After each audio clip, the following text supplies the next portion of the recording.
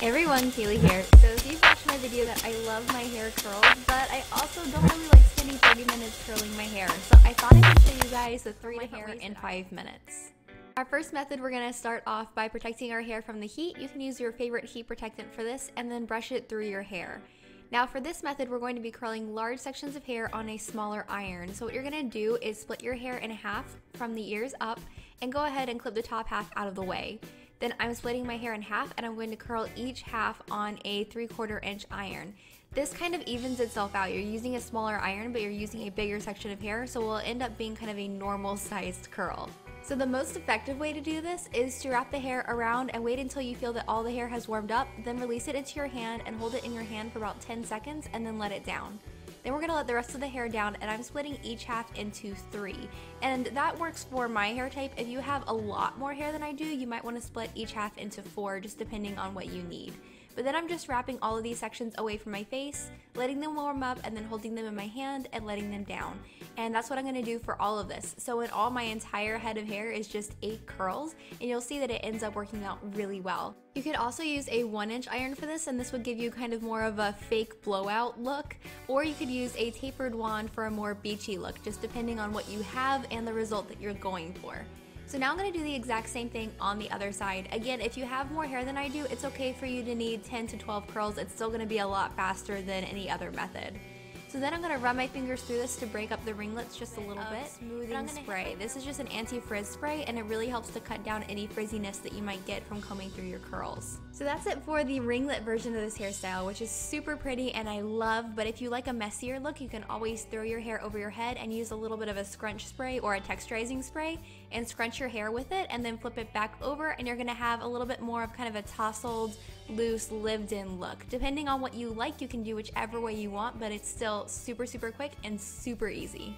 And now on to the next curling method. This one actually starts the night before. You're going to spritz your hair with a little bit of water or allow it to air dry until it's just a little bit damp, and then you're going to French braid your hair, starting up at the top of your head and then going down until you get all the hair into it, and then just do a normal braid.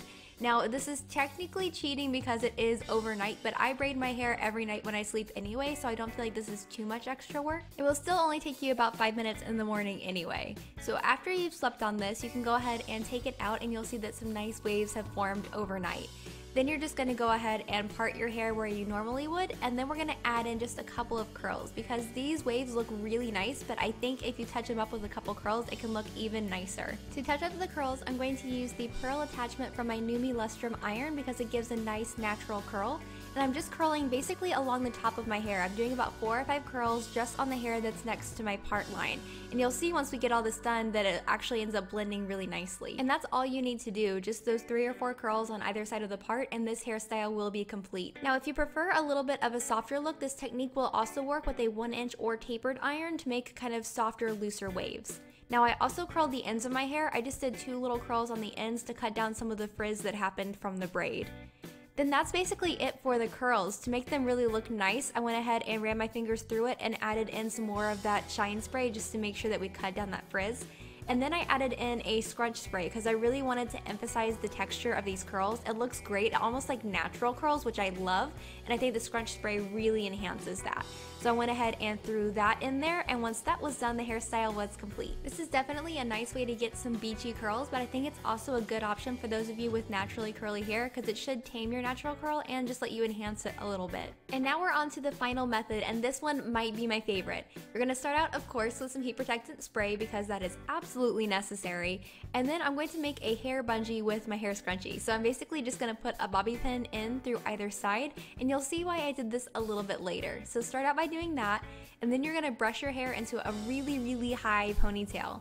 Then you're going to stick one of the bobby pins in and wrap the elastic around until your ponytail is held in place, and then stick in the other bobby pin.